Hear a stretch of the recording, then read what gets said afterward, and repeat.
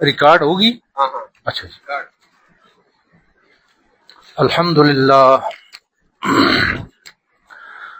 للہ نحمده ونستعینه ونستغفره ونؤمن به ونتوکل علیہ ونعوذ باللہ من شرور انفسنا ومن سیئات اعمالنا من يهده الله فلا مضل له ومن يضلله فلا هادي له واشهد ان لا اله الا الله وحده لا شريك له واشهد ان سيدنا ومولانا محمدا عبده ورسوله.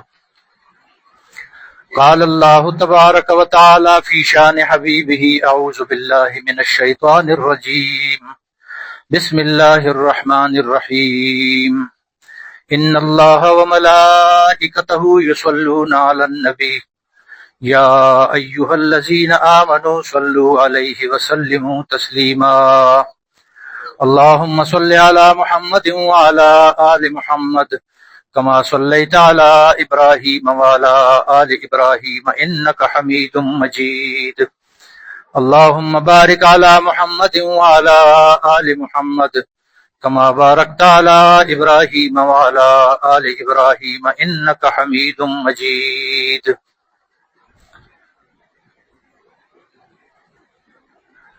حاضرین محترم، علماء کرام، بھائیو اور دوستو، یہ ہمارا بیٹھنا اللہ کی رحمت ہے. اللہ تعالیٰ کی ذات بہت رحیم اور کریم ہے. اللہ تبارک و تعالیٰ خود فرماتے ہیں اللہ یجتبی الیہ من یشاء. اللہ جسے چاہتے ہیں چن لیتے ہیں، اور اللہ کی دین کے رنگ نرالے ہیں. ہمارے مشائخ میں سلطان ابراہیم بن ادہم بلخی رحمۃ اللہ علیہ، وہ رات کو اپنے شاہی محل میں شاہی مسحری پر آرام کی نیت سے لیٹے ہوئے تھے. تو بادشاہ تھے، چھت کے اوپر لوگوں کے چلنے پھرنے کی آواز آئی. بادشاہ نازک مزاج بھی ہوتے ہیں، خود اٹھے، اوپر دیکھنے کے لیے چڑھے. دیکھا دو آدمی ہیں. پوچھا کون ہو بھائی؟ انہوں نے کہا ہمارا اونٹ گم ہو گیا ہے، ہم اپنا اونٹ ڈھونڈ رہے ہیں. انہوں نے فرمایا کہ بھائی شاہی محل کی چھت پر کہاں اونٹ آ سکتا ہے؟ یہ کیسے ہو سکتا؟ شاہی محل کی چھت اور اوپر تم اونٹ ڈھونڈ رہے ہو؟ تو انہوں نے کہا کہ آپ جو تاج و تخت میں اللہ کو ڈھونڈ رہے ہیں وہ مردان غیب تھے، لطیفہ غیبی تھا.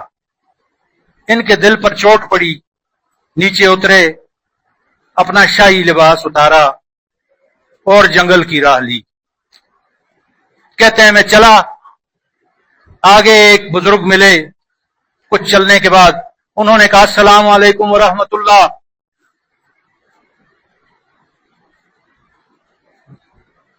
جواب دیا انہوں نے. آپ کون ہیں؟ پوچھا. انہوں نے کہا میرا نام خضر ہے، آپ کا آنا مبارک ہو.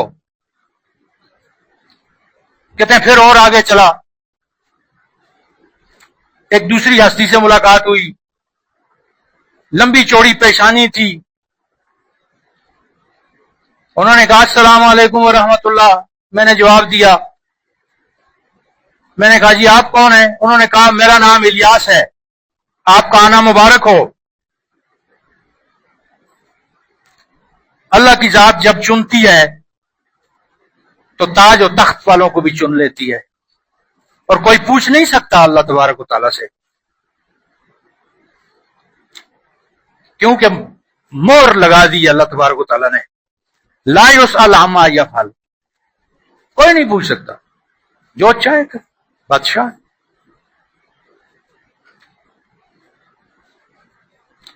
دوسرا، شیخ الاسلام نجم الدین کبرا رحمت اللہ علیہ شہید،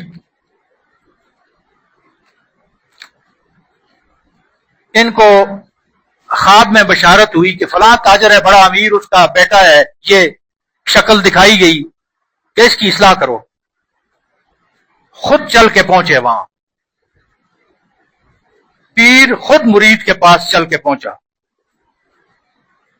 بڑا تاجر تھا، کہا آپ کے بیٹوں سے ملنا، انہوں نے کہا آئیے جناب تشریف لائیے۔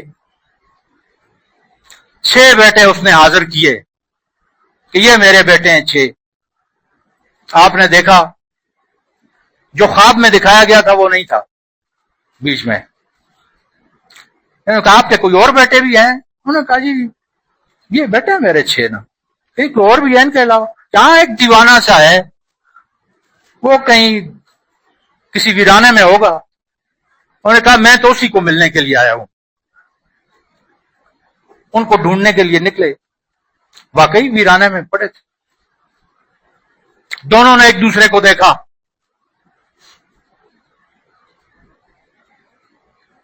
تو حافظ شمس الدین شیرازی تھے، یہ بڑے شاعر ہیں، دیوان ہے ان کا پورا فارسی کا۔ تو انہوں نے شعر پڑھا،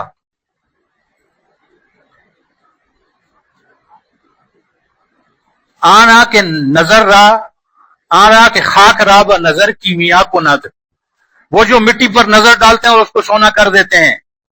دوسرے مصرع میں کہا کہ یک نگاہ بھر ماں کو ند، ایک نظر مجھ پہ بھی ڈالیں۔ تو نجم الدین کبرا رحمت اللہ علیہ کو وحی ہوا، انہوں نے فرمایا نظر کردم، نظر کردم، نظر کردم، 3 دفعہ کہا کہ میں نے تم پہ نظر ڈالی اور پھر تم پہ نظر ڈالی اور پھر تم پہ نظر ڈالی۔ کام ہو گیا۔ جب اللہ کسی کو کھینچ لے، اسباب بن جاتے ہیں، نصیب جاگ جاتے ہیں۔ ہمارے سلسلے کے بزرگ ہیں، وہ گھوڑے پر بیٹھے ہوئے سواری کر رہے تھے،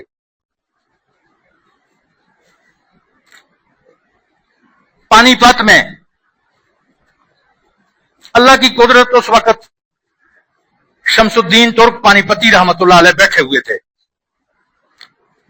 انہوں نے گھوڑے کو آتے ہوئے دیکھا، سوار کو بھی دیکھا، ساتھ کوئی بیٹھا ہوا تھا، اس کو کہا میں اپنی باطنی نعمت اس لڑکے کی پیشانی پر چمکتی ہوئی دیکھ رہا ہوں۔ گھوڑا آگے بڑھا، ایک نظر پڑ چکی تھی، نظر کی تاثیر ہو گئی۔ بری نظر کو سارے مانتے ہیں، یہ نظر لگ گئی ہے، نظری نال پٹا چھوڑیا۔ واقعی لوگ مرتے بھی ہیں نظر سے، تو بری نظر جب لگتی ہے تو اچھی نظر بھی مانو نا، اچھی نظر نہیں لگ سکتی؟ نظر تو پڑ گئی تھی۔ آئے گھوڑے سے نیچے اتر کے قدموں پر گر گئے، حضرت مجھے بیعت کریں۔ انہوں نے کہا نہیں ایسے بیعت نہیں ہوتی۔ پھر گھوڑے پہ بیٹھو اور گھوڑے کو اس طرح دوڑا کے آؤ کہ میں تمہیں دیکھوں۔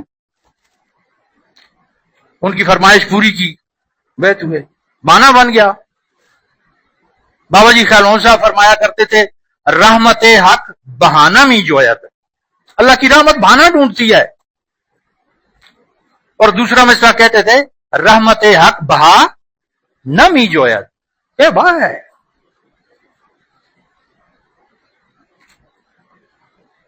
تو اور واقعہ سنیں، شیخ احمد شرف الدین یحییٰ منیری رحمت اللہ علیہ علم سے فراغت کر کے سنار گاؤں میں علم کی فراغت کی، چھوٹا بیٹا ساتھ لیا، گھر گئے، والدہ کو ملے، والدہ سے فرمایا کہ علم ظاہر میں حاصل کر چکا، اب علم باطن بھی حاصل کرنا چاہتا ہوں، میری جگہ اس میرے بیٹے کو قبول فرمائیں اور مجھے اجازت دیں کہ میں جاؤں۔ آپ یہ سمجھیے گا کہ شرف الدین مر گیا۔ والدہ اللہ کی ولی تھیں، انہوں نے بڑے بھائی کو ساتھ کر دیا، بڑے بھائی بھی ساتھ ہوئے، دونوں نے دہلی کا سفر کیا، دہلی مشائخ سے بھرا ہوا تھا۔ نجم الدین صغرا رحمت اللہ علیہ دہلی میں بیٹھے ہوئے تھے، نجیب الدین فردوسی رحمت اللہ علیہ بیٹھے ہوئے تھے، قاضی ضیاء الدین سنامی رحمت اللہ علیہ بیٹھے ہوئے تھے، قاضی القضاء تھے، سلطان المشائخ نظام الدین اولیاء تھے، سب ایک زمانے کے ہیں۔ دہلی بھری ہوئی تھی مشائخ سے۔ آتے ہوئے پانی پت میں گئے، وہاں ابو علی شاہ قلندر پانی پتی رحمت اللہ علیہ تھے، ان سے ملے، کچھ باتیں ہوئیں، وہاں سے نکلے۔ بھائی نے کہا کیا سوچا؟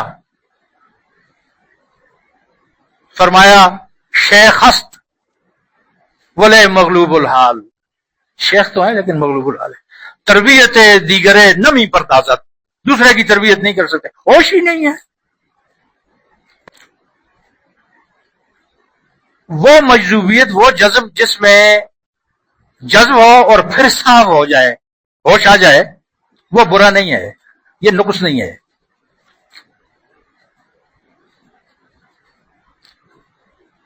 بہرحال یہ آ گئے وہاں سے، دہلی آئے، سب مشائخ سے ملے، کہیں پہ دل نہ لگا۔ نظام الدین اولیاء رحمت اللہ علیہ عالم تھے، ان کا پورا نام تھا مولانا سید محمد بن احمد البدایونی البخاری۔ ان کی خانقاہ میں گئے، ان سے ملے، انہوں نے بڑی تواضع فرمائی، تھالی پانوں کی پیش کی، ایک پان لے کے منہ میں ڈالا، باقیوں کے لیے حکم ہوا کہ رومال میں ساتھ باندھ لو اور اللہ کے حوالے جاؤ۔ وہاں سے باہر نکلے، بھائی نے کہا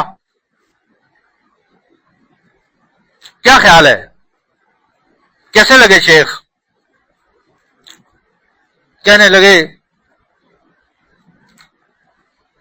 جو دہلی کے کتب تھے نظام الدین اولیاء صاحب رحمۃ اللہ، انہوں نے ہمیں پتے دے کر تنخواہ دیا، پان کے پتے۔ بھائی نے کہا ایک خانقاہ رہ گئی ہے، وہاں بھی جاتے ہیں۔ انہوں نے کہا اور جا کے کیا کریں گے؟ جو کتب صاحب تھے انہوں نے پتوں پہ تنخواہ دیا کہ نہیں چلو چلتے ہیں نا، ٹھیک ہے، باقیوں کے متعلق کیا کہتے ہو؟ انہوں نے کہا اگر ہی شیخی اسما ہم شیخ ہیں، اگر یہی پیری مریدی تو میں بھی پیر ہوں۔ خواجہ نجیب الدین فردوسی کے دربار گھر پر پہنچ گئے، دستک تھی، وہ باہر آئے۔ ملاقات کے بعد انہوں نے کہا کہ منہ میں بھی پان اور رومال میں بھی پان بندھے ہوئے، وہ دعویٰ ہی ہست کے ماں ہم شیخ ہیں، رستے پہ تم کہہ رہے تھے کہ میں بھی پیر ہوں، منہ میں بھی پان ہے، رومال میں بھی پان بندھے ہوئے ہیں، اور تم پیری کا دعویٰ کرتے ہو تم۔ یہ سن کر پسینے پسینے ہو گئے۔ کیا ہیں؟ بڑے مؤدب ہو کے بیٹھے، سے کہا میں آپ سے بیعت کرنا چاہتا ہوں۔ انہوں نے کہا نوجوان میں تمہارا ہی انتظار کر رہا تھا، آؤ۔ بیعت کیا، اسی وقت کاغذ قلم دیں، خلافت نامہ لکھ کر حوالے کیا، کچھ تبرکات تھیں۔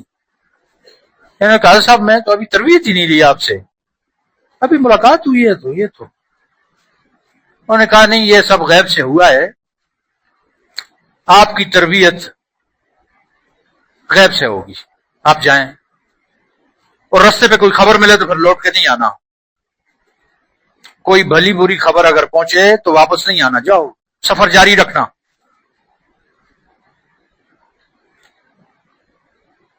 کچھ چلے تھے، ایک منزل سفر طے کی کہ خبر پہنچی کہ نجیب الدین فردوسی رحمۃ اللہ علیہ کا انتقال ہو گیا۔ واپس لوٹنے لگے، یاد آیا کہ شیخ نے منع کیا تھا کہ واپس نہیں آنا، سفر جاری رکھا۔ بویا کے جنگل میں جب پہنچے، ایک مور کی آواز سنی، اس پر وجد ہوا، جنگل میں غائب ہو گئے، 12 سال ملے ہی نہیں۔ 12 سال بعد پھر خانقاہ میں جا کر وہ بھی بادشاہ نے زبردستی بٹھایا اور اس علاقے کے گورنر کو کہا کہ یہ لو مصلی بلغاری اور شیخ کی خدمت میں پیش کرو، اور زبردستی ان کو بٹھاؤ۔ پھر نظام الدین اولیاء صاحب رحمۃ اللہ علیہ کے مرید تھے اور خلیفہ تھے، انہوں نے بھی کہا کہ آپ آئیں بیٹھیں۔ تو اللہ جسے چاہتے ہیں. ایک قصہ حضرت مخدوم نے لکھا ہے کہ کوئی غیر مسلم بت کے آگے بیٹھا ہوا تھا، بت کی پوجا کر رہا تھا. اس کی قسمت جاگ گئی، اللہ کا فضل متوجہ ہو گیا. بت کے آگے بیٹھے بیٹھے کوئی لطیفہ غیبی ایسا ہوا کہ اس نے نعرہ مارا، این اللہ، اللہ کہاں ہے؟ اے اللہ تو کہاں ہے؟ اٹھا اور دوڑنا شروع کیا. دوڑتے دوڑتے دوڑتے کوہ لبنان پر پہنچ گیا. دوڑتا رہا،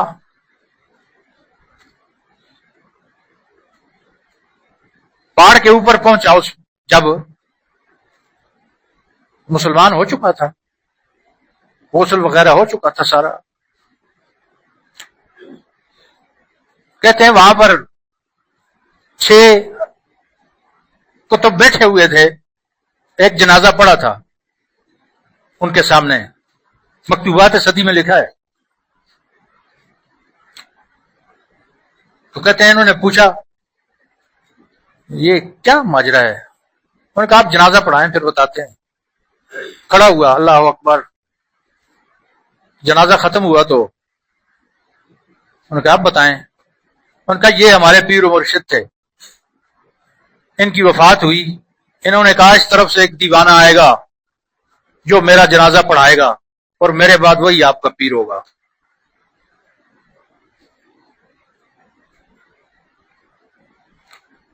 اللہ کی ذات بڑی رحیم اور دینے والی ہے. غفلت ہماری طرف سے ہے، ہم متوجہ نہیں ہوتے اللہ کی طرف، دنیا میں گم ہے. سارے منصوبے، ساری باتیں ہماری اس دنیا، اس خواب تک ہیں. خواب تک، یہ خواب ہے. آنکھ بند ہوئی خواب ٹوٹ جائے گا، برزخ میں پہنچ جائیں گے. خیال محمد بابا جی ایک قصہ سناتے تھے کہ ایک جگہ ایک سکھ کھڑا تھا، لوگ نہا رہے تھے. کوئی عورت تھی یا مرد تھا ڈوبنے لگا. اس نے کہا بچاؤ. تو اس کو کسی نے پیچھے سے کہا کہ بچاؤ نا، چھلانگ مارو، بچاؤ. اس نے کہا نہیں جی نہیں، مینوں تیرنا نہیں آتا، میں آپ ڈب جانا ہے. پھر اس نے آواز دی بچاؤ. پھر اس کو پیچھے سے کسی نے دھکا مارا کہ لگاؤ چھلانگ نہ، بچاؤ اس کو. اس نے کہا جی نہیں میں آپ ڈب جانا ہے. تیسری دفعہ پھر اس نے کہا بچاؤ. اب جو پیچھے کھڑا تھا اس نے لات ماری، اوپر سے پانی میں سیدھا نیچے. ڈبکیاں لگیں، غسل شرعی مکمل ہو گیا. کھانسی لگی، پانی اندر گلے میں. پھر دیکھنے کی دیر تھی، باہر نکل کے آیا، پیچھے دیکھا کچھ بھی نہیں تھا. لوح محفوظ پر دیکھا، کلمہ پڑھا لا الہ الا اللہ محمد رسول اللہ، مسلمان بھی ہو گیا. تو کہتے ہیں باقی ابدال اس سے پوچھتے کہ سردار جی تانوں کیویں ہدایت ملی؟ تو وہ کہتا بس کوئی پتہ نہیں یار، کسی نے لت مار چھوڑی. جب اچھا وقت آتا ہے لت لگ جاتی ہے، کوئی لات مار دیتا ہے، کوئی کام. تو بری نظر جو ہے اس کو تو مان، اچھی نظر کو ہم نہیں مانتے، آتے ہی نہیں ہے، بیٹھتے ہی نہیں ہے. صوفیاء کی ایک نظر دیکھنا ہی کافی ہوتا ہے. انہو ینظر بنور اللہ، وہ اللہ کے نور سے دیکھتے ہیں. اور ریاضت اور مجاہدے کا سب سے عظیم ثمرہ فنائیت ہے بھائی، فنائیت ہے. ریاضت و مجاہدے کا سب سے عظیم ثمرہ فنائیت ہے. باقی سلسلوں میں آخری قدم فنا ہے، چشتیہ سلسلے میں پہلا قدم فنا ہے، پہلا قدم فنا ہے. سب سے زیادہ محنت و مجاہدہ اگر آپ کتابوں میں ہم دیکھیں، بڑے بڑے اولیاء اور صالحین نے کیے ہیں. جیسے ابھی ڈاکٹر صاحب نے عرض کیا، اللہ ان کی صحت عمر میں برکت دے. شرف الدین احمد یحییٰ منیری رحمۃ اللہ علیہ کے پاس بزرگوں کا مجمع تھا، اللہ کے ولی جمع تھے. سب نے کہا اپنی ایک ایک خواہش بیان کریں، ایک ایک کوئی آرزو چاہت جو دل میں ہو. سب نے اپنی ایک ایک خواہش بیان کی. کہتے ہیں جب شیخ شرف الدین احمد یحییٰ منیری رحمۃ اللہ علیہ کی باری آئی، آپ نے فرمایا آرزو من ای است کے نام من، آرزو من ای است کے نام من، در ای جہاں باشد و نہ در او جہاں. میری یہ خواہش ہے کہ میرا نام نہ اس دنیا میں اور نہ اس دنیا میں ہو. خود فرماتے تھے جو ریاضتیں میں نے کی پتھر بھی کرتا تو پگھل جاتا، لیکن آئے آئے شرف الدین کو کچھ نہ ہوا. تو فنا آخری قدر، ریاضت و مجاہدے کا اعلیٰ ترین ثمرہ فنا ہے. رات کا وقت تھا، مکتوبات سطی میں لکھا ہے شرف الدین احمد یحییٰ منیری رحمۃ اللہ بیٹھے ہوئے تھے. کوئی بزرگ تھے، چاندنی رات تھی، تو وہ بزرگ بھی اٹھ کے آئے، پاس ان کے بیٹھے، تھوڑی دیر بیٹھ کر نظارہ کیا. اس کے بعد کہا یہ سامنے جو چبوترا ہے نا، اس کو اگر ہٹا دیا جائے تو صحن بڑا مصفا صاف نظر آئے. تو شرف الدین یحییٰ منیری رحمۃ اللہ علیہ نے فرمایا انا للہ و انا الیہ راجعون. میں نے سوچا تھا رات کو کوئی آپ کو طریقت میں مشکل پیش آئی ہوگی، اس کے لیے آپ آئے ہوں گے. اب مجھے اندازہ ہوا کہ میں غلط تھا. ایسا کیوں نہیں کہتے کہ اس بت خانے کو ڈھا کے ویران کر دو؟ یہ بت ہے، اس بت خانے کو گراؤ، ویران کر دو. ایسا کیوں نہیں کہتے؟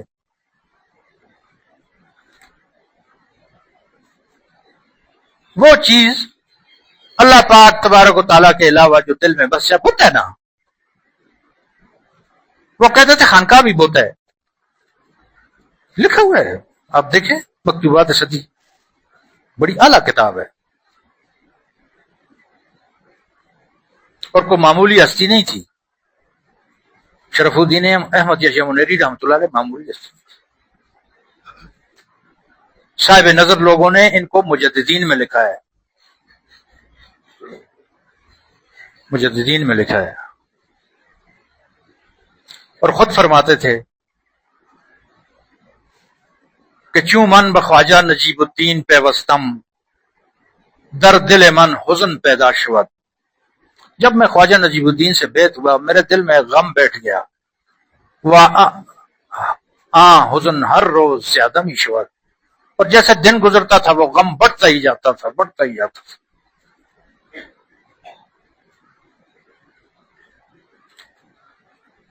تو فنا کی کوشش کرنی چاہیے، رذائل کا امالہ ہو جائے، صفات ایمانیہ سے متصف ہو جائے، اور فنا حاصل ہو جائے. کسی کو حقیر نہ سمجھے. کوئی پتہ نہیں چلتا کس وقت کس کی قبولیت ہو جائے. جب اللہ کی رحمت ہوتی ہے، سورج جب روشنی ڈالتا ہے، گھروں پہ بھی پڑتی ہے، باغوں میں بھی پڑتی ہے، سب جگہ. اور فنائیت میں زمین کی طرح ہو جائے. یہ بھی شرف الدین یحییٰ منیری رحمۃ اللہ نے لکھا ہے کہ اس پر لوگ کس کس طریقے سے چلتے ہیں، لیکن وہ کسی سے جھگڑتی نہیں ہے، کسی سے جھگڑا نہیں کرتی. اب ان کا تذکرہ تو تھوڑا سا حال وفات کا. 120 سال سے زیادہ عمر تھی ان کی. جب وفات ہوئی وصیتیں کی 3. میرا جنازہ وہ پڑھائے جو صحیح النسب سید ہو. دوسری، میرا جنازہ وہ پڑھائے جو 7 قراتوں کے ساتھ قرآن مجید کا حافظ ہو. اور میرا جنازہ وہ پڑھائے جو تارک السلطنت بادشاہ ہو. 2 خصوصیات تو تھی، تیسری کسی میں نہیں تھی. جنازہ رکھ کے بیٹھ گئے مرید سارے. اتنے میں ایک سوار آتا ہوا دکھائی دیا. آ کے پہنچے، پوچھا کہ کیا مسئلہ ہے؟ کہ جی شیخ نے وصیت کی ہے کہ جنازہ وہ پڑھائے گا جو یہ. انہوں نے کہا نیت حاضر کریں. آپ کون ہیں؟ انہوں نے کہا میرا نام ہے سلطان سید اشرف جہانگیر سمنانی. آ گیا جنازہ پڑھانے. یہ بھی تارک السلطنت بادشاہ تھے، اللہ نے جذب کے ذریعے ان کو بھی کیا تھا. تخت و تاج پاس تھا، تخت بھائی کے حوالے کیا، ماں سے اجازت تھی کہ میں ہندوستان جاتا ہوں. جائیں. تخت تاج چھوڑ کر آ گئے ہندوستان. یہاں پر کسی خانقاہ میں رستے میں قیام کیا. انہوں نے کہا بھائی ہمارے پاس وقت ضائع نہ کرو، جاؤ. شیخ الہ الحق پانڈوی رحمۃ اللہ علیہ کے پاس پہنچو، وقت تھوڑا ہے. پہنچ گئے، وہاں پر رہے، 3 سال رہے وہاں پر. 3 سال کے بعد جب سلوک مکمل ہو گیا، شیخ نے کہا اب ان کو کوئی لقب دے کر رخصت کرنا چاہیے. کہتے ہیں تہجد کے لیے جب اٹھے صبح تو اس دیوار سے آواز آئی جہانگیرو جہانگیرو جہانگیر. اس دیوار سے آواز آئی جہانگیرو جہانگیرو جہانگیر. انہوں نے کہا میں جا کے شیخ کو بتاؤں گا کہ دیواریں بولتی ہیں. جب شیخ کے پاس پہنچے تو شیخ نے بتانے سے پہلے ہی فرمایا جہانگیرو جہانگیرو جہانگیر. یہ آپ کا لقب ہے، جاؤ اب. تو اللہ جسے چاہتے ہیں اپنی طرف کھینچ، کسی کو حقیر نہ سمجھے. اور بھائی جو لوگ خانقاہوں میں بیٹھتے ہیں سب سے زیادہ مستحق یہ آج کل کے جوان ہیں. ان کے لیے جال بچھائے ہوئے ہیں باطل نے. نفس کا جال ہے، شیطان کا جال ہے، نیٹ کا جال ہے. سب سے بڑا جال نیٹ کا ہے. یہ جب کسی جگہ خانقاہ میں آتے ہیں سارے جال توڑ کے آتے ہیں. یہ آپ کی محبت کے مستحق ہیں. میں آپ سب مشائخ سے درخواست کرتا ہوں ان پر نظر ڈالیں. کوئی آپ کے پاس آئے تو جائے نہیں، ان کو روکیں. یہ رحم کے مستحق ہیں.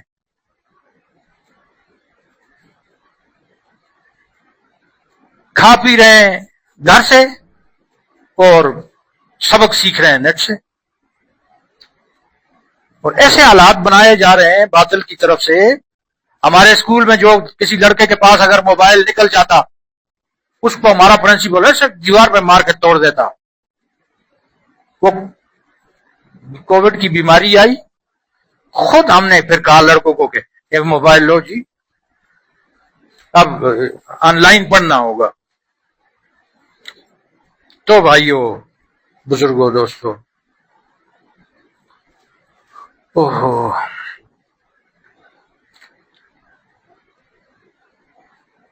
یہ نوجوانوں کی اصلاح کی فکر کریں اور کوشش کریں کہ اللہ پاک ان کو ہدایت دے.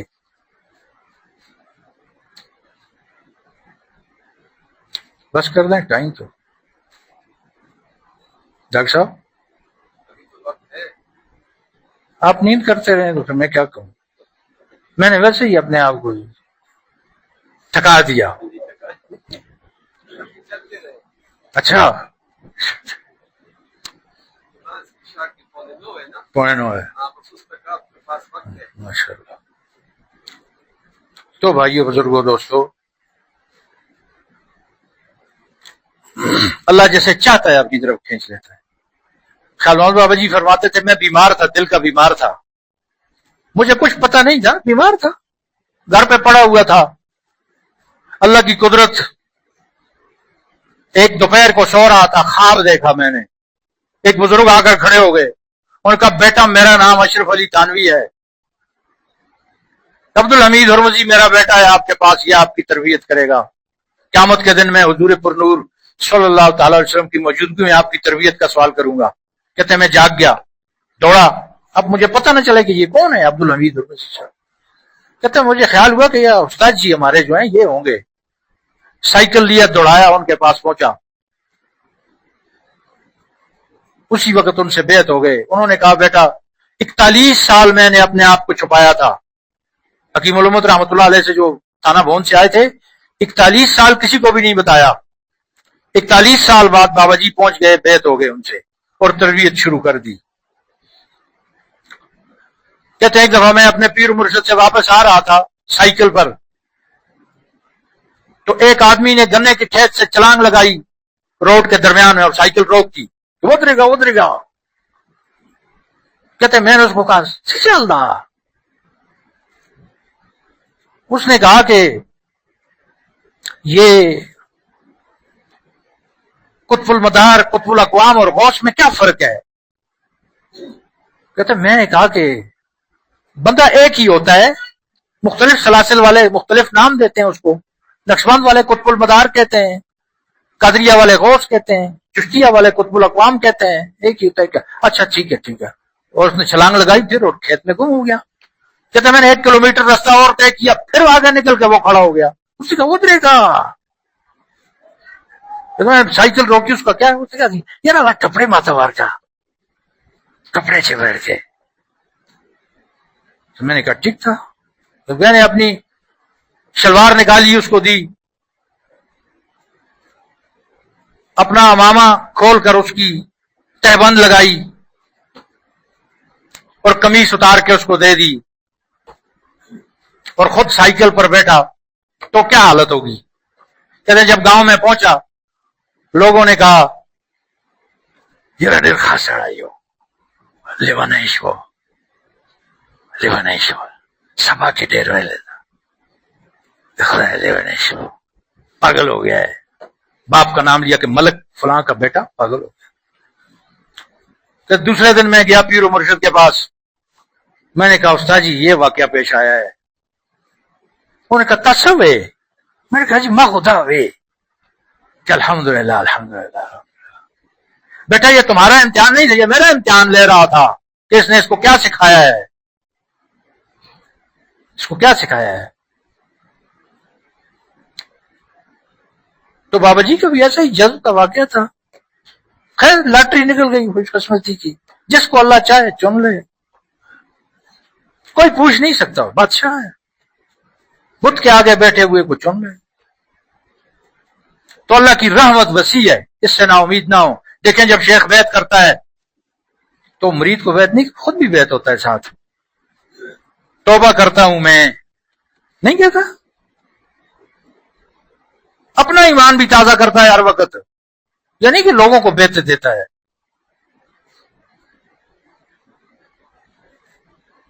خود بھی اپنا ایمان تازہ کرتا ہے. تو بھائیوں محترم بھائیوں، خیریت اس میں ہے کہ کسی سے تعلق ضرور ہو. یہاں پر فیروز عبداللہ میمن صاحب تشریف لائے تھے کچھ دن پہلے. حکیم اختر صاحب رحمۃ اللہ علیہ کے خلیفہ ہیں. حکیم اختر صاحب کو ہم نے سامنے دیکھا اس طرح پشاور آتے تھے نا جی. تو وہ فوت ہوئے. اس کے بعد انہوں نے سید عشرت جمیل میر صاحب سے بیعت کی، وہ فوت ہو گئے. اب شیخ عبد المتین صاحب سے بیعت ہے، وہ حالانکہ بوڑھے آدمی ہیں. سر پہ کسی کا ہونا بہت ضروری ہے، چھوڑنا نہیں ہے. اور اصلاح کی فکر کریں، اصلاح کی فکر کریں اس سے پہلے کہ آخری وقت. اور خاتمہ بالخیر کا سوال کریں. خواجہ عبدالاحد رحمۃ اللہ علیہ جو حضرت مجدد الفسانی کے والد صاحب تھے، وہ عبد القدوس گنگوئی رحمۃ اللہ علیہ کے مرید تھے اور انہی کے سلسلے میں اجازت یافتہ تھے. وہ فرماتے تھے کہ اگر خاتمہ بالخیر چاہتے ہو، حضرت مجدد صاحب کو فرمایا، علی میاں صاحب رحمۃ اللہ نے لکھا ہے آپ کی سوانح میں، تو اہل بیت کی محبت کو لازمی پکڑو. اور کہتے ہیں والد صاحب رحمۃ اللہ علیہ یہ شعر بھی پڑھا کرتے تھے اور فرماتے تھے کہ خاتمہ بالخیر میں اہل بیت کی محبت کو بڑا دخل ہے. اور میں نے یہ شعر اپنے دادا مولانا مرزا صاحب سے سن کے یاد کیا ہے، اور آخری صورتیں ٹنڈ والے مولانا عبد الرحمان صاحب سے سن کے یاد کی ہیں. وہ جب تلاوت کرتے بیچ میں کھانستے بھی تھے. میں کہتا تھا شاید یہ بھی کھانسی بھی قرآن کیسا ہے، اتنا چھوٹا تھا. تو عمر زیادہ تھی ان کی، تو وہ پڑھتے تھے، مجھے سن سن کے یاد ہوا ہے. اور یہ شعر بھی خاتمہ بالخیر حضرت مجدد صاحب رحمۃ اللہ علیہ نے بھی لکھا ہے، ان کی سوانح موجود ہے. الہی بحق کے بنی فاطمہ کہ برکول ایماں کنم خاتمہ اگر دعوتم رد کنی ورکبا اگر دعوتم رد کنی ورقبول منم دست دامان آل رسول. یا اللہ ان کی خاطر، آل بیت کی خاطر میرا خاتمہ ایمان پر ہو. یا اللہ آپ میری دعوت کو کیسے رد کریں گے؟ میں نے تو ان کا دامن پکڑا ہوا ہے، آپ کے حبیب صلی اللہ علیہ وسلم کی اولاد کا دامن پکڑا ہوا ہے. تو خاتمہ بالخیر کا سوال ہے. خاتمہ بالخیر ہو گیا بس کامیابی ہی کامیابی ہے. دنیا کی کامیابی کوئی کامیابی نہیں. اصل کامیابی سارے مجاہدے، سارے مراقبے، سارے ذکر، سارا سب کسی کا آخری نتیجہ خاتمہ بالخیر ہے. اس کی سوال کریں اللہ تبارک و تعالیٰ سے. اللہ پاک ہم سب کا خاتمہ بالخیر فرمائے. ہمارے مشائخ سے جو فیض برکت اللہ نے ہمارے مشائخ کو دی اس میں سے اللہ ہمیں حصہ نصیب فرمائے اور دنیا آخرت کی خیر برکت نصیب فرمائے. دنیا آخرت کی پریشانیوں سے اللہ پاک ہمیں محفوظ فرمائے. یہ ہمارے بزرگ جناب ڈاکٹر طارق صاحب بیٹھے ہیں، یہ ڈاکٹر فہیم شاہ صاحب بھی ہیں موجود. یہ مجھے تقریر بیان کرنے کی نہیں آتی، میں عالم نہیں ہوں، لیکن یہ مجھے زبردستی ادھر بٹھا دیتے ہیں. اللہ پاک ان کو بھی جزائے خیر دے. اچھی نیت اور ان کی ہوتی ہے.